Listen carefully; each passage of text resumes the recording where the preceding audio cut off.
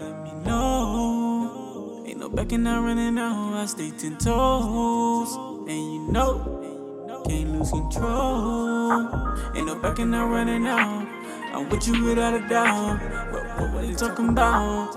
Let me know how you feel. It's a dirty game in the field. I pray to God take the wheel. Cashing out me a meal. Yeah. Cause every day I wake up, I gotta get my cake up. My family depending on me. Got letter wants and needs. Counting up blue chips. All I need is you to be down for me. You the one that I need.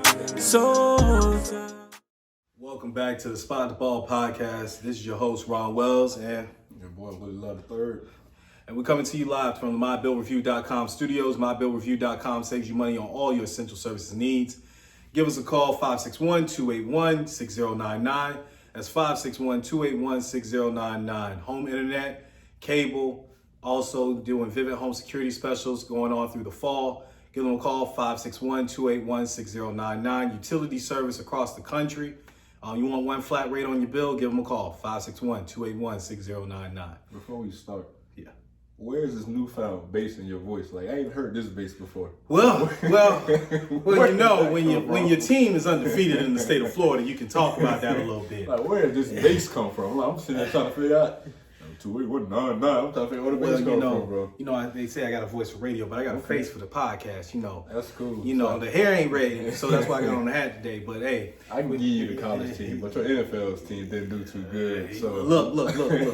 We'll get to NFL when we get there. So we start off the week on the podcast, of course, with a nice little recap of what we talked about last week.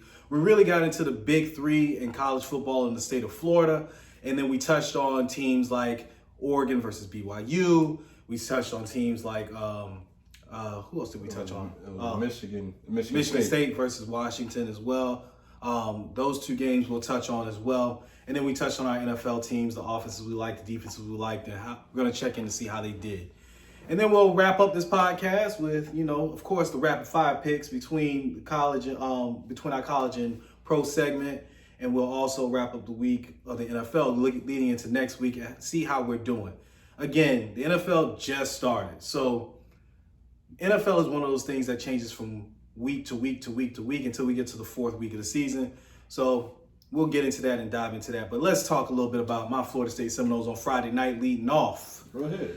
Leading off the college football slate playing Louisville. Now, with Louisville, like I said before entering into it, you got Malik Cunningham. He's dangerous. I know the first 2 weeks of the season where they lost to Syracuse, lost to UCF. They won against UCF, but it was a really hard-fought battle down in Orlando.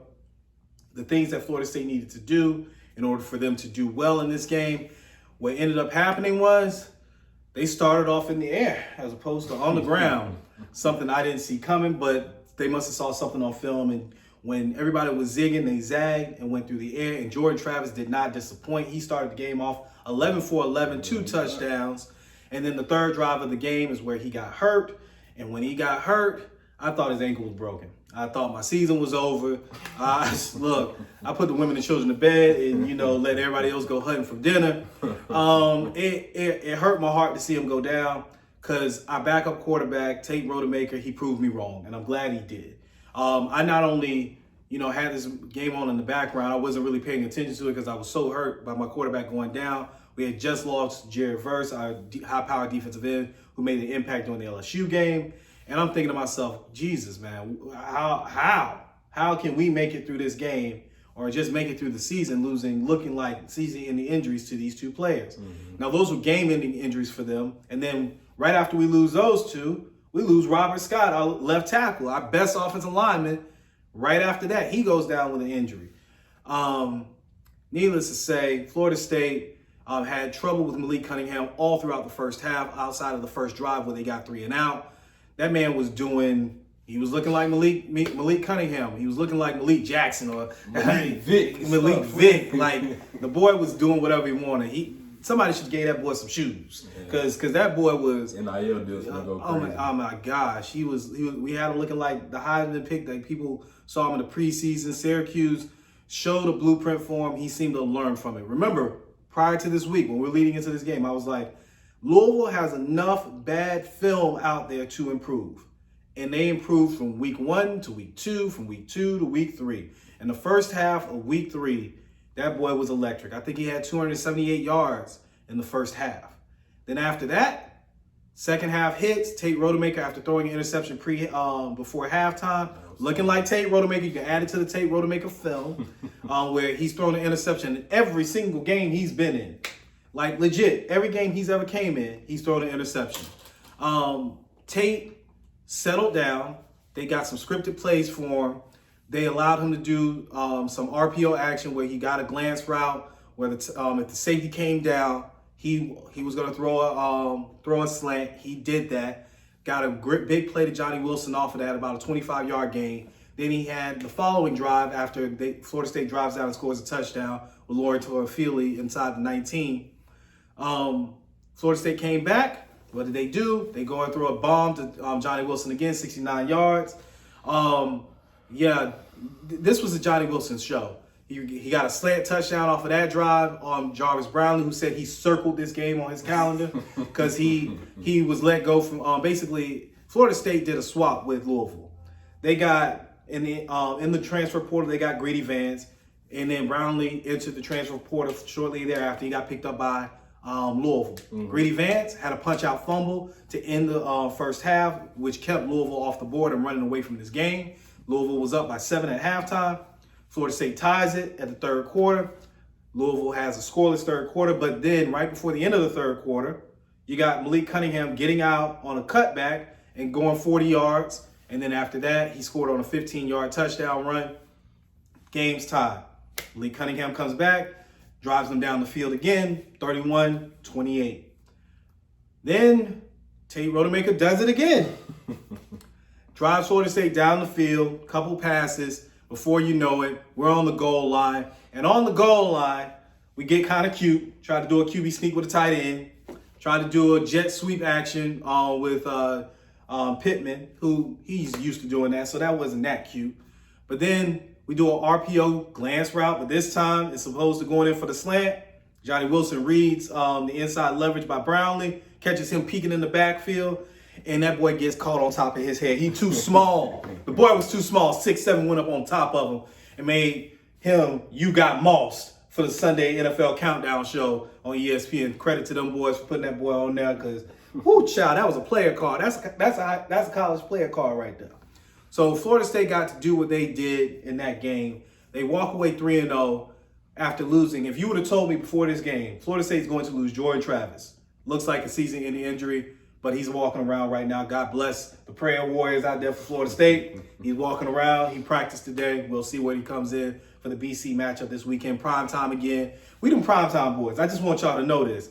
We didn't have primetime slots this season. LSU, primetime. Monday night football. Friday night football. Friday night lights, Louisville, we under the lights. Saturday night, we under the lights again with Boston College. On Parents Weekend on top of that. So, with that being said, I got to gloat about my boys a little bit. I was proud of the effort that they gave. Like I said, I kind of tuned out and checked out mentally when Jordan Travis went down. I'm not going to lie. Jared Verse ended up practicing today as well. It looks like he might play against Boston College. And Jordan Travis is up in the air. But at the end of the day, them boys pulled it out. We 3-0. You know, if your team undefeated, I need you to raise your hand in the room. I'm gonna have my turn. I'm gonna let you get your turn now. Okay. I'm gonna let you get your turn. I just want to know that your hand, cool. your hand wasn't raised That's up. fine. I give y'all credit. Cause like I said, it was a trap game, in my opinion. Malik Cunningham, that's lightning in the bottle. Who shot? That's lightning in the bottle. It looked like it was back and forth, for a while. Yeah. And then you said, like, you don't think Louisville couldn't keep up because you don't think that they can block. Yeah. The boys came out and held their own. They held their own. Like, very surprising to see. So, for one, these are the matchups that y'all have to have. These are ones y'all need solely because y'all have one more tune-up game in Boston College. That's what we're going to call it, the tune-up game. Yeah. Because y'all next three is tough. Y'all got Wake Forest, NC State, and Clemson as y'all next three matchups after Boston College. Mm-hmm. So, therefore, like, those gutsy wins, those got to go out and get it with a backup. That's going to build a camaraderie with the team. That's going to build that connection, that chemistry. And it's going to be tough because I don't want to say y'all go 0-3. I don't want to say y'all go 3-0. Oh, but no. it's going to tell a lot about what Florida State is this year within these next 4 weeks. I'm going to say 4 because obviously you got to get through Boston College. I don't want to overlook anybody because, within these first couple weeks, you see anything can happen. Oh, my God, anything. So don't want to overlook Boston College just yet. But y'all stretch starts after this week. And then I think it's a break. I ain't gonna say it's a break, but y'all have like a game. I think it's with Georgia Tech. Yeah. Then y'all play together. So y'all have like a 6-week stretch where it's 4 games. That's real tough. So this will really show, I should say, what Florida State is. I guess to transition to my boys. Yeah. Okay, I was hurt that night. I was hurt against the night just to see it, but in totality of looking at it in reference to what we put on the field years prior, it was a lot to look forward to. My whole thing is if the offense can score and like schematically get people open for them boys to put up points, a lot of people in trouble. Yeah. Because that defense showed a lot. That defense showed a lot from week 1 and 2, getting beat on slants, getting beat in coverage, not being able to contain. Like, that was non-existent against a Power 5 school. Even though it might be one of the, I ain't gonna say lesser teams, but one of the ones that's not as dominant right now, it is still like a measuring stick game of what you can see or what you can do against those kind of programs. So let Chris Paul continue to get those kind of receivers he needs to have that. Whatever coverage you run, I'm going to get open. I'm going to be open. It's going to take that time to get that. He's coming in with previous coaching staff's recruits, talent, and he's trying to make do with it. And with Charlie Strong and Kevin Steele, they're making that defense look amazing because the coverage was tight from the linebackers to the corners to the safeties. Even James Williams in there defending slants, making deflections. DJ Ivey was getting beat week 1 and week 2. It was none of that. So, yeah, we outgamed them in every facet, rushing, passing, first downs. Yeah, but you have to score. And I feel like special teams is what really got us. Tyreek Stevenson, you got to let that ball bounce. If you're going to let it bounce like that with everybody coming, don't try to field it at that point. It's too late. It's a mistake. And that mistake led to a touchdown. So yeah, they scored 2 touchdowns, but had you not do that, maybe they don't score because besides the only other one they had, your defense was stout the whole game. No, and I hear you on that. And I'm not bashing the Miami defense at all. I think they came with a solid game plan. And they had a lot of film to work off of with Jimbo Fisher having to pull some things out. Sorry, not Jimbo. John James having some things to pull out because he still got to show me some things. I'm sorry. My thing about Miami as a collective unit was, like you said, the special teams miscue. That's the theme running throughout college football right now. Muff punts. Florida State has benefited from it. Miami just lost because of it. We muffed the punt and didn't capitalize on the muff punt as well as 2 missed field Yeah, goals. exactly. So Texas A&M gave you a muff. They recovered theirs. You gave them a muff. They recovered yours. And like you said, that looks like where the game kind of flipped a little bit. You got the 7 points they got off of that. Outside of that, they only scored 10 points. Where my sticking point with Miami, and it was always my sticking point when the crystal ball hire was made, was it wasn't complimentary to what you guys were doing before. And Cristobal is a very conservative play caller. He plays to make the other team make a mistake. And a lot of games are won in college football and in pros by teams making the mistake, not teams going out and winning the game. I think it'll come with time because no doubt. I think it will too. I think what it is it's schematics, right? We like Josh Gattis is a good offensive coordinator. Don't get me wrong, but you kind of saw like that Michigan in the offense because they ran the ball. Yeah, amazing. Like that's really my biggest surprise. Yeah, they ran the ball really well to stay on schedule. It was like that's a front. But I don't know if we that's one of the top 3 fronts we'll see all year. So for them to move the ball on that. I get it. I'm not mad at that. What is disappointing to me is that you still only had 5.3 yards in the air. Most teams average 7. I don't see a win in college football this week unless you're a service academy that averages 5.3 yards in the air. Comes from your deep passes. Like I say, I mean, like you said, you didn't get the separation. No separation. You didn't scheme the separation. Yeah, also had 7 drops. So a lot of the drops, a lot of drops was down the field. Mm-hmm. He also had some missed throws down the field. And so I don't know if it was like a atmosphere type of thing with TVD or what it was. But I can't put it all on him, but I also can't put it all on receiver. So it was like a collective effort. Yeah, because the run game was good enough. The run game was good enough.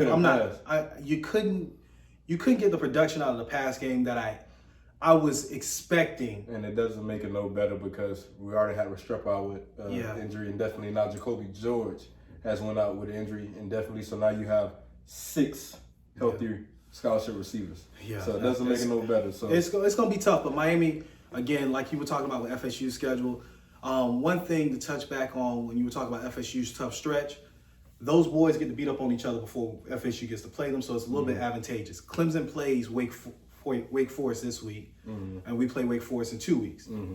Clemson plays NC State before we play them, and then we get to play Clemson after they played those 2. So with Miami on the advantageous side, they get Middle Tennessee State.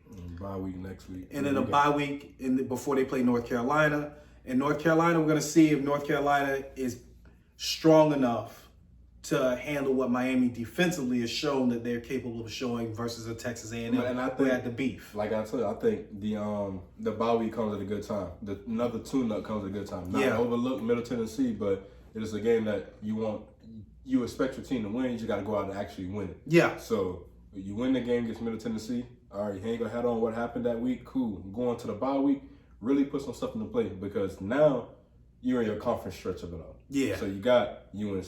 Then you go to Virginia Tech. Then you come back to Duke. And Duke has been a house of horrors for you guys. Those games are up and down and all around, and you don't know who's going to win. I won't say, because Duke, you pretty much handle Duke. But Duke is not the same Duke that you've been handling the last couple of years. I don't know what it is. I don't know what's in the water out this there. This is the one thing, preseason, both of us were wrong on, and I thought they were the worst team in college football. I ain't saying anything bad about Duke. It may be a North Carolina thing, bro. Yeah.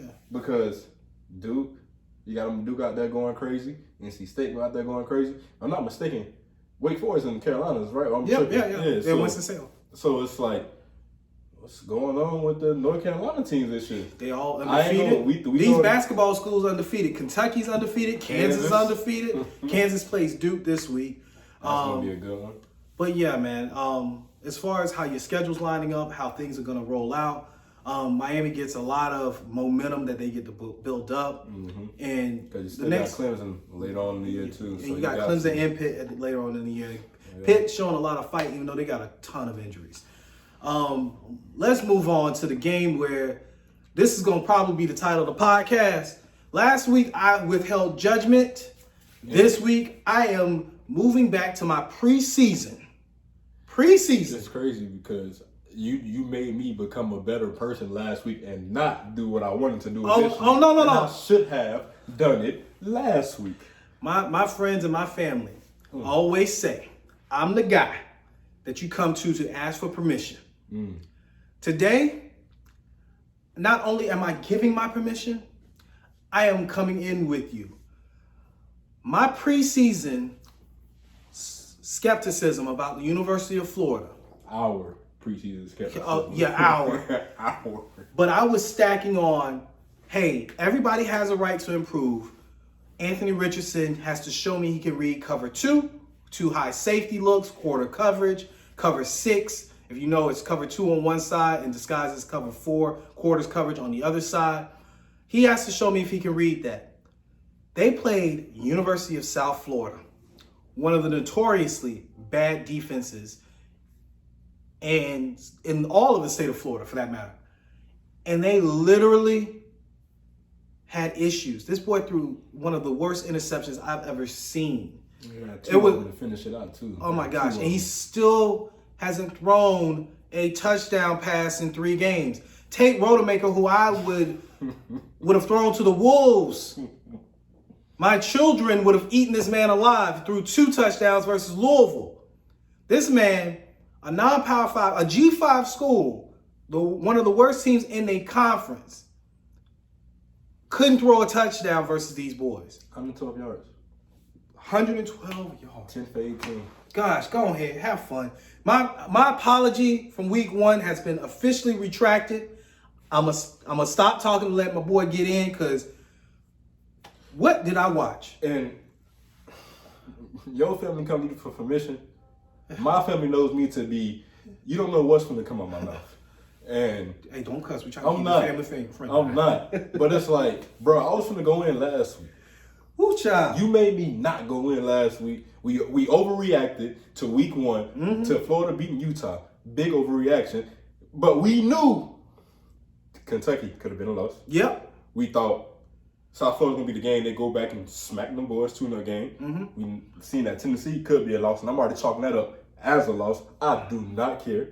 That's a loss for Florida this week. Take Tennessee. That is my pick. That is my lock for the week. Take Tennessee. That is how confident. That is how much I'm taking back my apology, because I look like a fool. Yeah. They teach you in school. Stay with your first mind. My first mind was to take my apology back last week. I even titled the podcast, I'll take back my apology. I don't take it back. There's no more apology. I'm gonna give my apology to Jordan Travis for this week alone, just for this week. He may not even play. It's a week by week thing. I'm giving my apology to Jordan Travis. And the reason I take it away, Florida in general, y'all gave up 286 rushing yards to the University of South Florida. And that's crazy, because they're not even in South Florida. Nope, not at all. They're in Central Florida. Why the name University of South Florida? I don't know, man. That makes it worse that you gave a 286, because they're not even properly geographically named. They already had a UCF, so they had to give them South Florida. They already got UNF, so they had to give us South Florida. That's what it was, bro. I think it was. UNF was took, UCF was took. And I don't know if you want to be University of West Florida. It's probably already the University of Tampa. They just can't find nothing. But you lose to a misplaced geographical team. You should have put them down in South Florida. Yeah. Give Palm Beach a team. We ain't got one. I'm not claiming for FAU. That's Boca.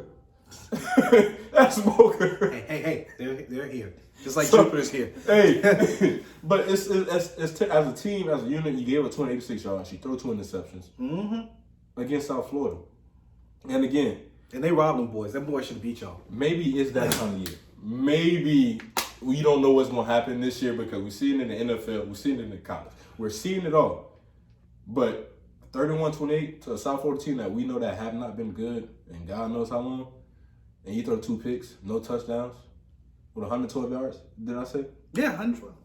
Yeah. No touchdowns. Yeah, no. 2 interceptions. I'm good on my apology. I don't care about that Florida. boy got more tackles on his interceptions than he do touchdowns. Florida is buns. I'm gonna say that. Again, I'll tell you, this is not Sports Center. This is not First Take. This is not Speak for Yourself. First things first. We're more hood undisputed. Yeah. We're undefeatable. That's what we gonna be. Because right now, like, off of that game, it was just like, look, we can just pivot to. I don't even want to discuss that trash. I said I wasn't gonna talk about bad football a lot. Anyhow, let's go ahead and go to the NFL. There's another. Wait, before we transition to NFL, I'm sorry, we got to talk about our picks. Anthony Richardson made me mad. Games to watch. So this week. So this week's games, let's just touch on the games that we got wrong. We gotta, when we say we right. We gotta talk about the games that we got wrong. Yeah. Michigan State going up to Washington. My boy rode with me. He put it on his ticket, and I was wrong. I apologize, but Michigan State, they got mollywopped by Washington. Michael Penix coming from the Big Ten. I thought that Michigan State knew him. He turned into Michael Penix of 2 years ago when he was almost a Heisman favorite, and he knocked the brakes off of them boys. And then my guys pick over here to lean towards BYU. BYU went up to Oregon and looked like Oregon treated them like they got treated by UGA. They played the same style of football as BYU, that stretch zone, and they ran it down their throats. And Kenny Dillingham looks like the offensive coordinator for Oregon. He looks like he's a favorite for the Arizona State job, where they fired Herm. It was on the field. They fired Herm on the field. It was like, hey, we're gonna walk with you to go pack your things up. Dillingham has some history with Arizona State. He was actually a GA when Mike Norvell was there as an offensive coordinator. So he has some history there. He's already been under Mike Norvell at Florida State, at Memphis. So, and then he went to Auburn for a little bit with Gus Malzahn. They kind of run the same similar system in that regard. But Kenny looks like he might be the front runner for Arizona State. We won't know to the end of the season, of course, but y'all bookmark that right there. Now, the games to watch for this week. First off, we just talked about Texas A&M and Miami. Texas A&M goes to Jerry World to play Arkansas. Either this is a revenge game or this is John James continue to be named John James. Arkansas beat the brakes off of them last year in Jerry World. They were the tougher team. They were bigger, faster, stronger. Jimbo sold it as, hey, we were missing our quarterback. He got hurt the week before. He ain't got nothing to sell no more. He got the quarterback he wanted to have, Haynes King, who did start for against the Miami game. And now he got Brad Johnson's son, Max Johnson, starting in this game. He was all right at best. Yeah, he was all right at best, but he wasn't as bad as Haynes King at Appalachian State. Not at all. All I'm saying is John James got to do his thing. I'm picking Arkansas in this matchup. What about you? I'm riding with you. Yeah. When I ride with you, I'm gonna ride with you. Because I feel like, Texas A&M getting a lot back. They had players suspended last week. Yeah. You know, had a couple defenders guard with targeting. So maybe that's part what, affected the outcome of the game to where it was what it was. But those were real targeting calls. It's not like it was. They were targeting. I don't know what they're teaching out there in A&M, but they're trying to kill everybody, everything moving. But like I say, it's another measuring stick game for them, and it's not just to see how dominant it is, but to see where they at and who they really are, because we don't know who Texas A&M really are. No, we don't. We've seen 2 strong games against Sam Houston and Appalachian State, and then you win against Miami. Now you're in your conference play. And Arkansas is a pretty good football team, pretty solid football team. Sam Pittman, he coaches offensive linemen very well. He got 3 good tight ends. KJ Jefferson is a big boy to bring down. It's like, I'm riding with them right now. Arkansas, that's our pick that we're gonna give you for this week. I'm gonna ride with Arkansas. That's my team, and I'm gonna stick beside them. Yeah, I'm gonna stick beside them. And then, of course, we touched on it a little bit. UF versus Tennessee. I'm riding with Tennessee too. Tennessee, don't let me down. I ain't laying the points because Tennessee. If you look at that Winsipedia, that thing all blue. Take the points. Look, it's 11 points. That's a lot of points. Take them. Take them. But take them. But at the end of the day, take them. UF got to show a lot. Don't take them. And then the final matchup of this weekend, I don't think we have a third, do we? No, we don't. That's it. So we can transition to the NFL. I want to get into NFL this week because, oh my goodness, NFL was crazy. Oh, God. I want to take the lead this segment. Go ahead, have fun. Because it's been fun. Usually, I tell people, I say, look, I like college more than NFL, personally, because I feel like college is more unpredictable. Mm-hmm. You can't really predict it. You can predict the NFL. Mm-hmm. Oh, nah. Oh, nah. Not so fast, my friend. NFL, this week alone, before we even get into the games that we spoke on last week, and we picked 3 dandies last week. Hey, we picked 3 good ones last week. We got them last week. We picked 3 good ones, but for the Jets to come back and beat the Browns, the Dolphins to come back. We already named the Dolphins as our one game watched last week. Yeah. Just for them to come down from being down like that to come back and win. 2 of 469 yards, 6 touchdowns. Y'all better stop talking about that man too. We said that last week. Yeah. Why are y'all crabbing that man based off of what y'all want to see? And he threw 2 interceptions. But if you throwing 470 and 6 touchdowns, I'm erasing your interceptions because I'm gonna forget about them because I'm legit. I text you. I think Tyreek had 190. Yep. And Jalen Water had 171. Mm-hmm. Both had 2 touchdowns apiece. Jaceki had a touchdown. I don't know what it looked gritty was. No. That was the skedaddle. We call that the skedaddle. That was the that's what it was. Yep. So it was the Giants 2-0. These are things that you are not forecasting. You are not predicting. If you telling me Miami is down to Baltimore by 21 points in the 4th. Yeah, we're supposed to be passing the tip. We're supposed to be passing the sticks. 31-17 for the Browns and the Jets. Yep. And somehow the Jets came back and win. It's the Jets we're talking about. Don't get me wrong. They done had them amazing couple offseason, amazing draft. But it's still the Jets now. Yep. Jets, Jets. It's still them boys. Yeah, they still horrible. Then the Giants is just. The Giants. I don't know how they doing it because you would think, hey, Saquon Barkley went off. He didn't go off. They out toughed them boys this past week. So it's just wild. Like I don't know. Like and look, and in the games we said to watch, Kansas City versus the Chargers, we got to see the Chargers offense, which was my offense to watch. The pick six. Look, Brandon Staley. That was a turning point. The tight end is calling to be out of the game after making a big game. Mm-hmm. He's telling you what he wants to do. And yet you still thinking you're going to catch Kansas City off guard. Let's rush to the line of scrimmage. You rush to the line of scrimmage and you see it's a mental error communication between the tight end and the quarterback. After Herbert had managed a really good game, that took away all of the management skills that he showed. Mm-hmm. And it's the difference between where the Dolphins actually might have gotten this right, where they picked Tua because he can manage a game. Tua is 11-3 as a starter. Meanwhile, Justin Herbert is 500.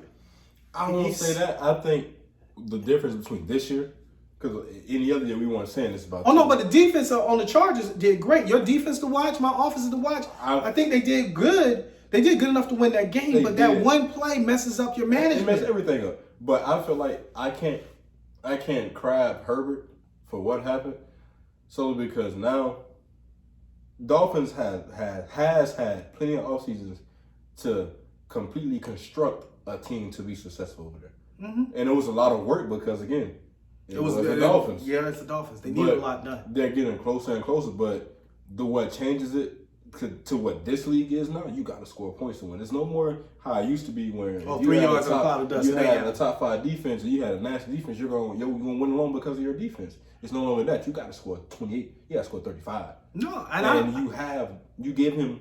Well, you drafted Jalen Waddle. I'm not gonna say you gave him. You drafted Jalen Waddle, and then you give him Tyreek Hill, and them boys go out and show what I said is gonna be tough for defenses because how do you guard?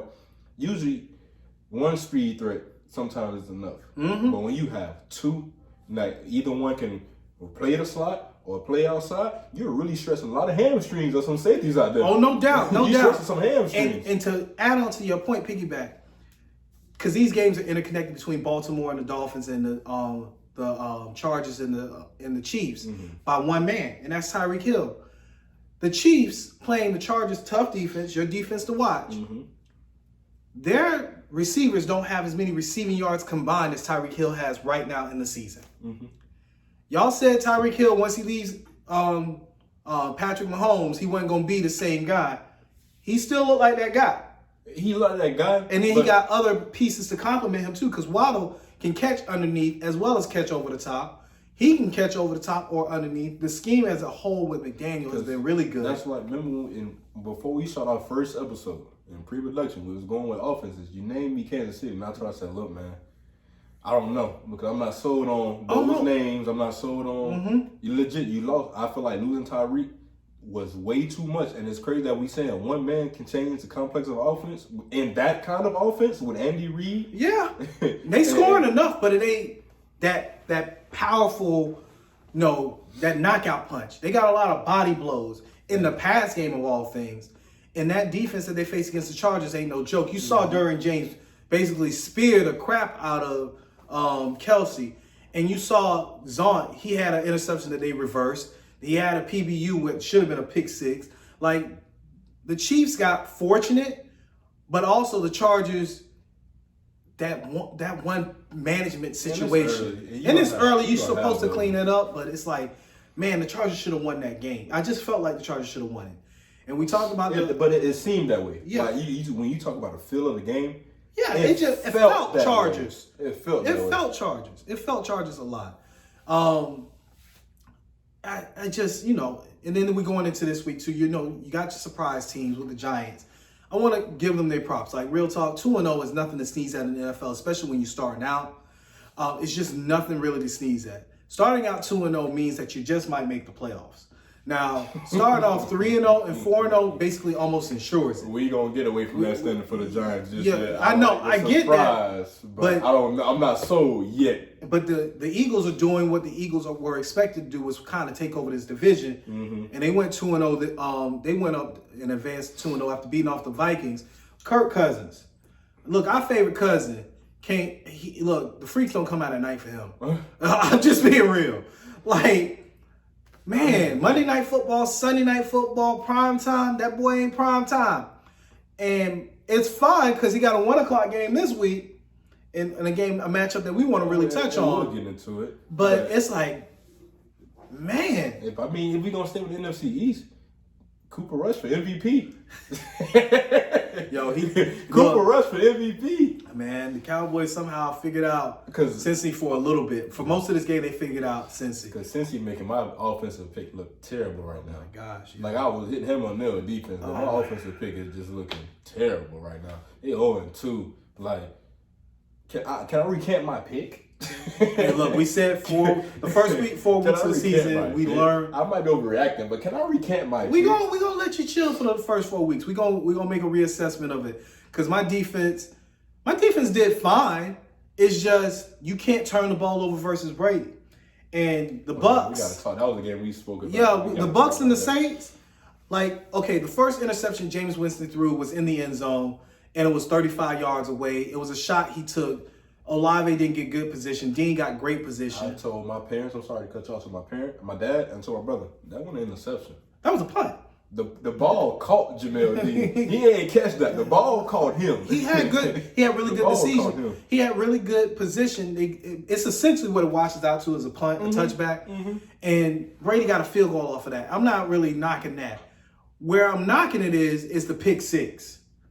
Like, you compounded the situation. Like, he just predetermined he was throwing to Michael Thomas. So, I mean, if we, to rewind, like I say, because that game, it was looking like, again, Saints and Bucks. Saints will pull it out again. And shut out Tampa, because that's what it was looking like. It was 3-0. Like, couldn't do nothing. Even with Mike in one moving the ball, you had a 4th and 1 where it seemed like they had 2 different play calls, and one lineman was running this one play, Chris Worth running the other play. Yep. And that's where you could have got a touchdown right then and there, but you got miscommunication, free defensive lineman, goes and hit Lenny, you know? And so that's a mistake. No, Brady didn't turn the ball over, but it just felt like, again, you could not move the ball. Dennis Allen has Brady's number, and it would just seem that way until... Yeah, the pick six. Not even the pick six. And the fight before that. The pass interference that wasn't called because... Marshawn, maybe it was a respect thing from the referees when he rolled Scotty out of bounds. Yeah. And that's what made Brady pissed. And he went up there. I don't know what was said. Brady might have said something to Marshawn first. Marshawn might have said something. But if Marshawn said something to Brady or something to the sideline, because Marshawn was making justice coming back. No doubt. And Brady's not going to take no slack to it. No, it's Brady. No, Brady was complaining to the refs. So Brady was complaining to the refs. Marshawn told him, get off the field, because it was 3rd down. And Brady, like, they put a sense over Brady's mouth. Brady might have called him a B or a P or something, and he got mad. But again, when you have a quarterback like that, your team is going to ride for him. Yeah. Marshawn, you picked the battle that you weren't going to win. Because, for one, you didn't win the battle, and then you didn't win the war because your team lost the game because you're not on the field. You were already handling your business for the most part against Mike Evans. And when Mike Evans leaves the game and you read his lips, what you think I'm supposed to do? That's Tom Brady. Come on. Like, he's right in that regard, but he still won the war because you take off one of the the best corner on their team. He won the fight, the war, the whole nine. He won the fight, he won the war, he won the battle. You should have left that alone. And because at the end of the day, at that point in time, it was 3-3. Then you got Jameis forcing the interception. Then you got all this other crap that went down, and that game just snowballed. It was the emotionalness of it because, like I say, at that point, nobody was involved. I think Tom only threw 1 touchdown that game. Yeah, that was the Brashad. Yeah, Brashad, and that's all you needed, really. Yeah, like I say, my defense played well. It's just Marshawn did what the game rolled down. Lenny was already there, so you threw really what messed up for Marshawn when you threw that punch at Lenny. Mike just needed an excuse. Yeah, he just wanted. Mike just needed because they don't like each that's the 3rd time y'all done did something. The first time back in 2017, James was on the other side of it. Yeah. That time. Marshawn didn't see Mike coming. Mike got suspended then. Yeah. Then the second one, nobody got suspended. But the third one, you said you threw a punch at Lenny. Mike y'all already got history. Mm-hmm. So now Mike finna, boom, all right, boom, he put you on your behind. Then he had Marcus May. remember last time, Charles Gardner-Johnson jumped on Mike back, so Mike did a little training. Yeah, Mike got Marcus May and was dragging him, so Mike was really he was gone. So they got more history than Peter Griffin and that chicken and Family Guy. Come on, because I swear they fight every year. We talking about a real deal celebrity boxing match in 10 years. Oh gosh, it's Marshawn and Mike. Yeah, and I got my money on Mike. Mike gonna probably sleep him like Le'Veon did AP. Yes, that's 6-4. I don't care how anybody say that. So again, like I said, it's snowball, and that team, that veteran defense is a veteran defense, and they snowballed off that. Like you said, they are the ones that fed off of that. And Jamel got 2 picks. Then Mike Evans took one to the crib. Devin White, green dog, and getting pressure back. It seemed like Bowles was dialing up pressure all game, and it wasn't getting home. And it finally got home. That fight happened, everything was getting home. Yeah. And that changed the game. Finally got Rashad. Like, I don't know, like watching the game, it was frustrating because you see all Brady yelling this, that, and the third, because like, it just wasn't nothing going well. Maybe it's I don't know how true it is. I don't really read into rumors. I don't know why I read into this one, but by him and Giselle and what they going through, and I don't know if that's playing a part. I don't know when to get into that, but I seen it and I started putting it on social media. I ain't know they was going through marital problems. I ain't know until today. So yeah, but at the end of the day, it's a lot going on with these picks. Like we said before, the first 4 weeks of the NFL season are feeling out period. The first quarter of the season. I know it's now not 16 games, it's 17 games, but we still call it the first quarter of the season because nobody plays in the preseason. So you're trying to figure out who's who. And we see, like I said, my defense to watch was the Saints. They only gave up 7 points, even though as a whole, the game was what it was. I mean, how do you feel about Devin White saying what he said about James at the end of the game, though? He's going to say that, but he was a rookie. Like, real talk, their pass defense was trash that year. And they were always behind when James was throwing a lot of those interceptions. And even, the former coach of the Bucs, who's still on the sidelines, he'll even tell you, he 17 wasn't even on him. There were a lot of tip passes, or he threw them and they were punts. You think B.A. something might, like a guard dog on the field? Look, he was on the sidelines. How is he able to be on the sidelines? He's not a coach no more, but they allowed this man to be on the sidelines. I seen Bruce Arians when that whole thing going out, he was making gestures and pointing. Yeah. You think he might have sent Mike? Who ordered the code red? Who ordered the code red? Guess who the first person to greet Brady in the tunnel after the game? Oh, of course, it was Mike. Come on, man. Of course, it's Mike. It's not like college. They can't stay on the field after they get thrown out. It was crazy. It was a crazy game. Crazy week. Looking ahead a little bit for the NFL, we talked about the Vikings this past week, how they don't play in prime time. They played 1 o'clock game this week. In their matchup, who are they playing again? The Lions. Hard Knock Kings. They may have lost week 1 close. But we didn't expect to be close. Yeah, exactly. But week 2, Amon-Ra St. Brown. Look, the boy is a 5-star recruit.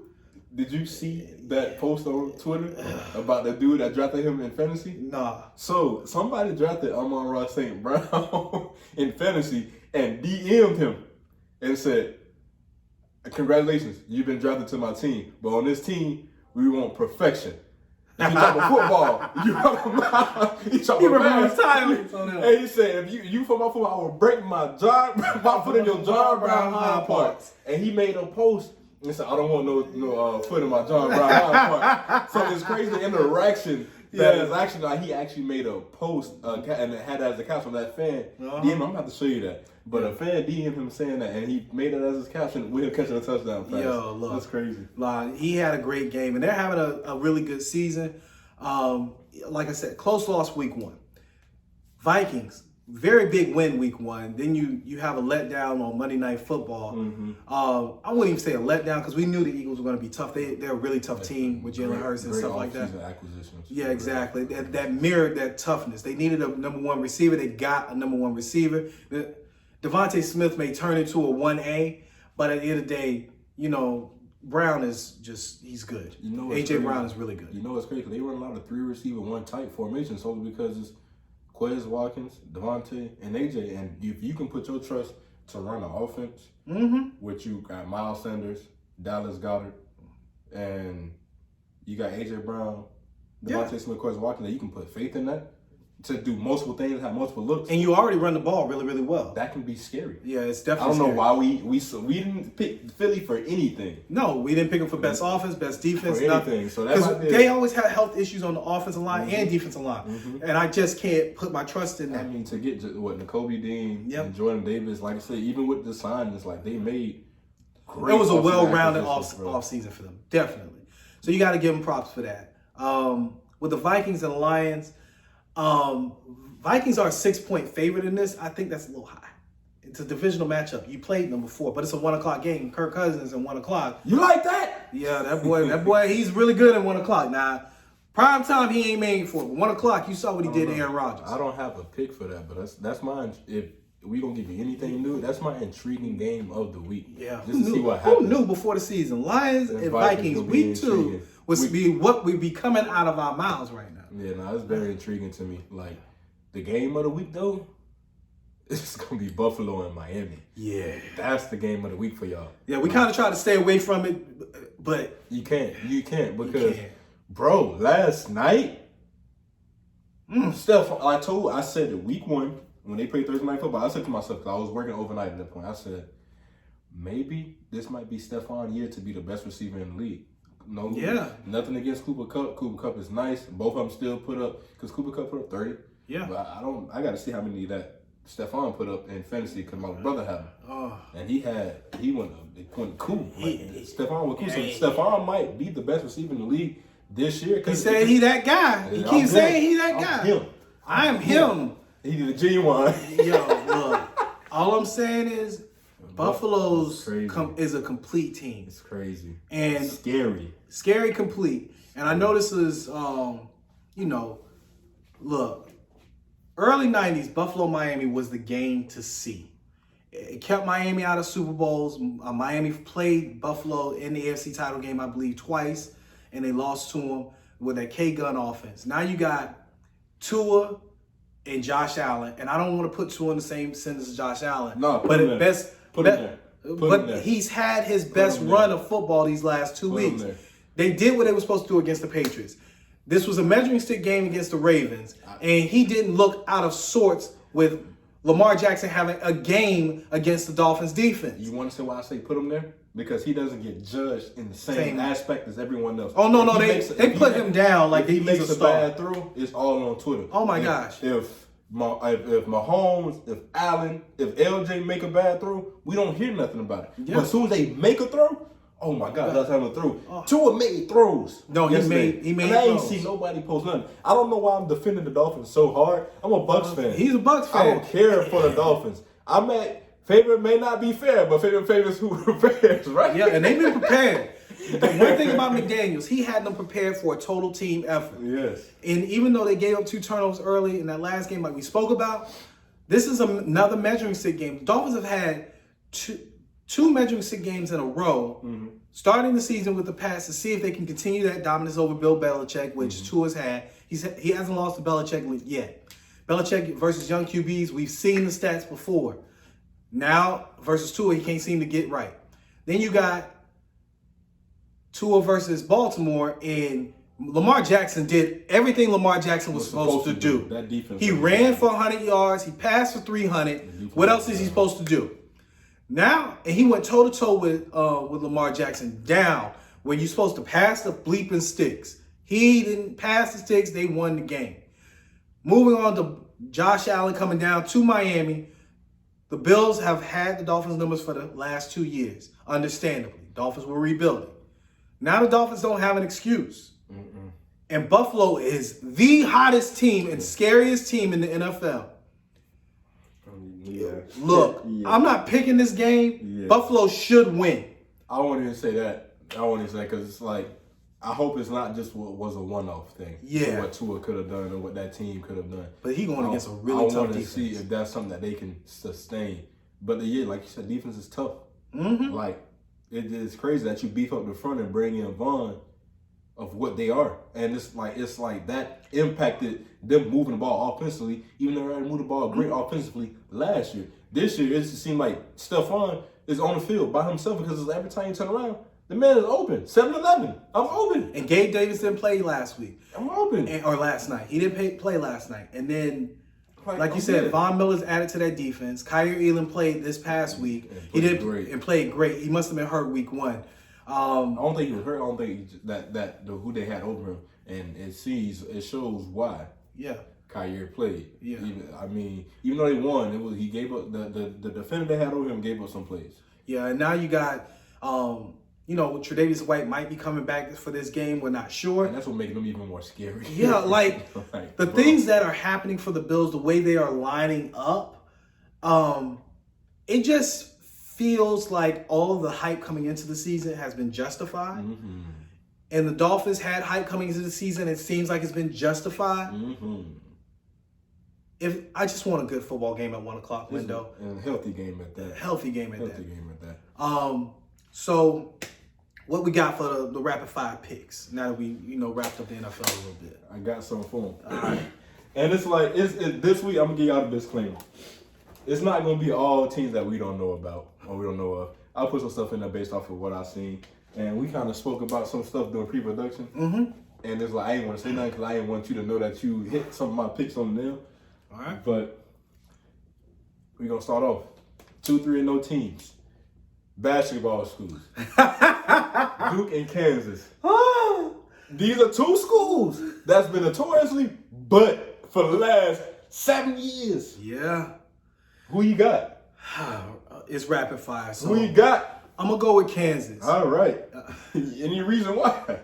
Look, I'm not dissing Duke. Duke, you have my respect, and I hope you win for the ACC's sake. I've seen Kansas grow, and they look tough. In the Big 12 being tough, you just might win more games than you lose. Gotcha. So that's the reason why. Bet. Western Michigan versus San Jose State. I'm going with Western Michigan. Say less. Marshall versus Troy. Man, Troy had a really, really tough loss versus App State at Boone. That might have deflated them a little bit. Marshall's coming off a big win against Notre Dame. I'm going to go with Marshall. That shouldn't even happen. Anyway, Texas Southern, TSU, or UTSA? I'm going to go UTSA. They hung tough with Texas last week, so I'm going to go UTSA. And that you did. I'm going to give you a bunny there. But this is another one you was in my picks. And I don't know why you in my mind. Well, I watch a lot. So football's the vibe. You in my picks. James Madison versus App State. I don't know why you in my head. Yeah. Okay. Yeah, we were talking about them my God. pre-show. And you didn't. Okay. Yeah. So I didn't even know. Yeah. All right. Give a little take on James Madison and App State. App State, my affinity for App State. We've talked about them for 3 straight weeks. Mm-hmm. James Madison is the school that my defensive end, Jared Verse, came from. He transferred from James Madison to Florida State. They bumped up to basically 1A football or the FBS level. They're team number 131. And as team 131, they've already dropped 100 points on people's heads the first 2 weeks. I paid attention to that because of just being a fan of offenses a little bit, scheming up things. I want to see something new. And yeah, dropping 100 on somebody's head is first 2 weeks that you've been at FBS level, Norfolk State, granted, but they also dropped 100 points on Middle Tennessee State, who UM is playing this week. Yeah, that was impressive for me, but you're going against App State. I'm going to stick with App State because I've been high on them all season. They were my upset pick of the week for the first week of the season. They knocked off Texas A&M for the second week. They held on somehow to beat Troy on a Hail Mary, so the football guys gave them back some serenity.